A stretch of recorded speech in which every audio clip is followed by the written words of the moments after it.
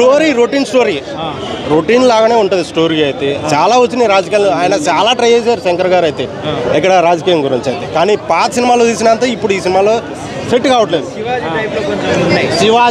శివాజీ కూడా కలవదు, ఆయన ఇండియన్ 2 కూడా అసలు ఇది ఏది మ్యాచ్ ఎక్స్పెక్ట్ చేసినంత అయితే సినిమాలో అయితే ఏం లేదు భయ. కానీ వన్ టైం వాచ్ఫుల్ చదువుకున్న వాళ్ళకి ఎగ్జాక్ట్ సెట్ అవుతుంది, చదువుకున్న వాళ్ళకి అర్థమవుతుంది భయ, మిగతా వాళ్ళకి అయితే అర్థం. మరి పొలిటిషియన్లో ఓట్లు కౌంటింగ్ అప్పుడు ఎవడైనా దర్దాపుల్లో కూడా వెళ్ళడు. ఈయన ఫైట్లు జరుగుతాయి సినిమాలో అయితే, సినిమాలు ఫైట్లు జరుగుతాయి, దర్దాపుల్లో కూడా ఎవడు రాని అంటే స్టోరీలో జేసీబీలు తీసుకెళ్తాడు వాడు. అలాంటిది సినిమా అయితే వన్ టైం వాచబుల్ భయ. మనం ఎక్స్పెక్ట్ చేసిన అయితే సినిమాలో అయితే ఏం లేదు. సాంగ్స్ మీద ఇదిగో సాంగ్స్ మీద పుష్ప గురించి ఇక్కడ మాట్లాడుతుంది. నేను సినిమా గురించి ఏం మాట్లాడతాను, గేమ్ చేంజర్ గురించే మాట్లాడతాను.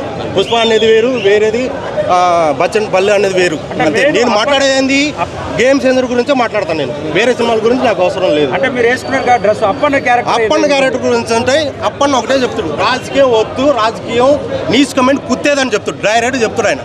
కానీ వాడిని తీసుకెళ్తారు, శ్రీకాంత్ గారు చంపిదింగుతాడు.